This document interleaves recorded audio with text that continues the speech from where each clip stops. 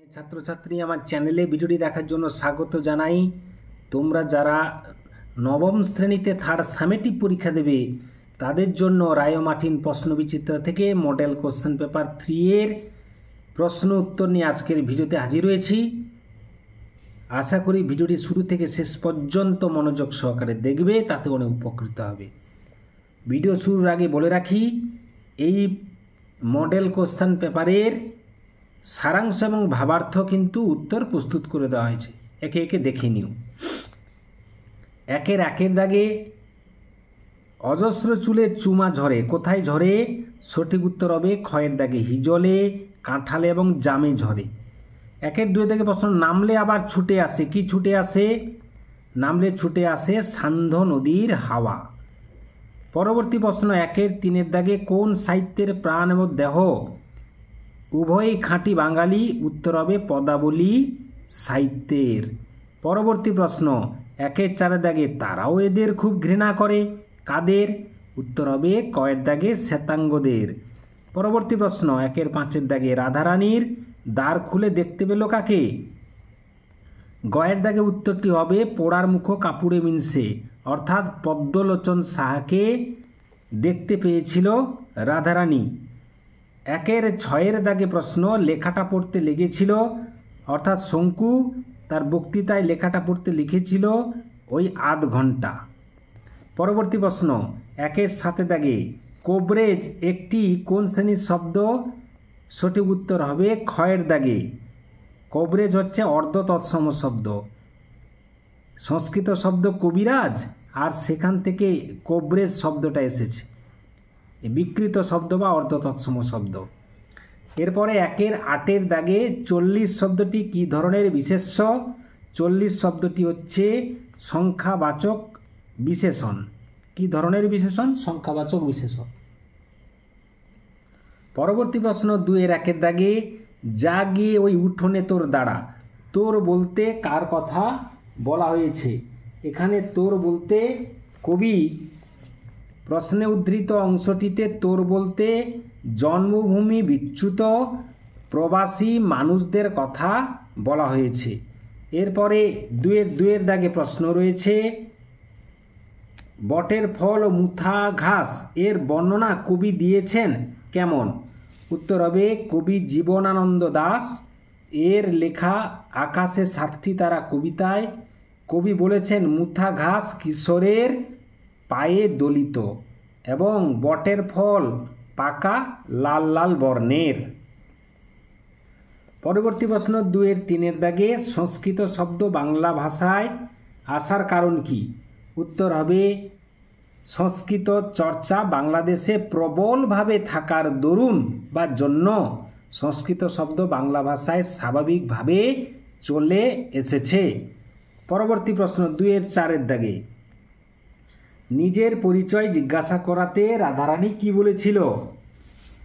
উত্তর হবে নিজের পরিচয় জিজ্ঞাসা করাতে রাধারানী জানিয়েছিল যে সে দুঃখী লোকের মেয়ে এবং মা ছাড়া আর তার কেউ নাই। পরবর্তী প্রশ্ন, 2-এর 5-এর দাগে কিন্তু তার মঠাধ্যক্ষ সুলভ সংকল্পটি 2টি কারণে ব্যর্থ হবে, কারণ 2টি কি কি? 2-এর 5-এর দাগে প্রশ্ন, উত্তর হবে মিস মুলারের মঠাধ্যক্ষ সুলভ সংকল্পটি যে 2টি কারণে সফল হবে না বা ব্যর্থ হবে তা হলো, প্রথমত তাঁর রুক্ষ মেজাজ এবং দ্বিতীয়ত তাঁর অদ্ভুত ও স্থির চিত্ততা। এই 2টো কারণের জন্য মিস মুলারের মঠাধ্যক্ষ সুলভ সংকল্পটি ব্যর্থ হবে বা ব্যর্থতায় পর্যবসিত হবে। পরবর্তী প্রশ্ন, 2-এর 6-এর দাগে পাসপোর্ট খুঁজে পাওয়া বিষয়ে কিভাবে সাহায্য করেছিল করভাস?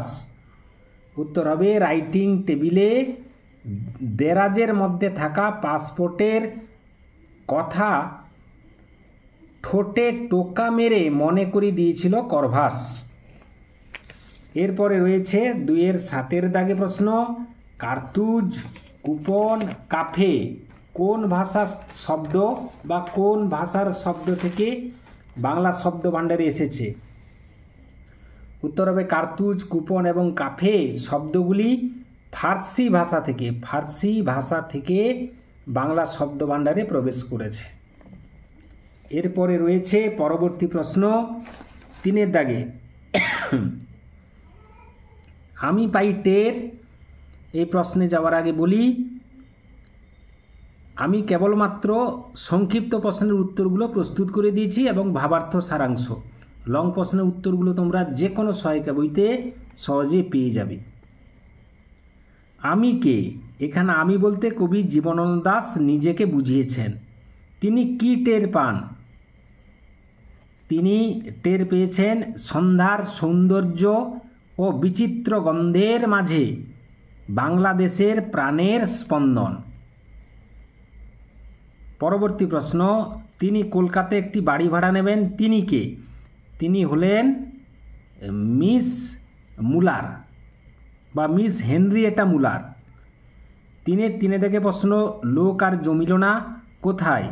মাহেশে রথ অনুষ্ঠিত হচ্ছিল, সেখানে কিন্তু মেলায় লোক জমেনি। কেন লোক জমেনি? তার কারণ হচ্ছে রথের মেলা শুরু হতে না হতেই মুষলধারে বৃষ্টি শুরু হয়। সে বৃষ্টি কমার সম্ভাবনা দেখা যায় না, তাই বৃষ্টিতে মেলায় লোক আর জমেনি। পরবর্তী প্রশ্ন 4 দাগে, তেমনি করে সূর্য ওঠে তেমনি করে ছায়া নামে। বাংলা ভাষায় প্রধান আগন্তুক শব্দ কোনগুলি? উত্তর হবে আরবি শব্দ, ফার্সি শব্দ এবং ইংরেজি শব্দ। এবং অপ্রধান আগন্তুক শব্দ বা কোনগুলি? সেগুলো হচ্ছে পর্তুগিজ শব্দ, ফরাসি শব্দ এবং স্পেনিশ শব্দ। সে দাতা আমাদের দুঃখ দেখিয়া দান করিয়াছে, কার কথা বলা হয়েছে? অপরিচিত যুবক রুক্মিণী কুমার রায়ের কথা বলা হয়েছে। 5-1 এবং 5-2 অত্যন্ত গুরুত্বপূর্ণ প্রশ্ন। 5-1 থেকে প্রশ্ন, ওই পাখি আমার চাই প্রফেসর। বক্তাকে? বক্তা হলেন চিলিয়ান জাদুকর আরগাস।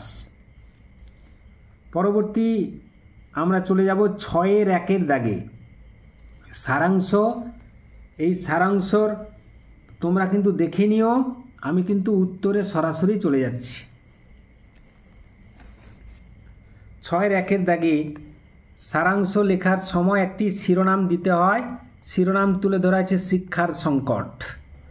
আমাদের শিক্ষা ব্যবস্থা একান্তভাবেই বাঁধা গতের মুখস্থবিদ্যা নির্ভর হওয়ায় আনন্দ এবং আগ্রহের সঙ্গে এর কোনো যোগই থাকে না।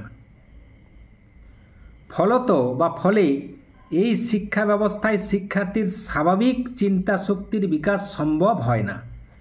অর্থাৎ বুদ্ধির বিকাশ, চিন্তার বিকাশ, মনের বিকাশ, সর্বাঙ্গীন বিকাশ সম্ভব হয় না।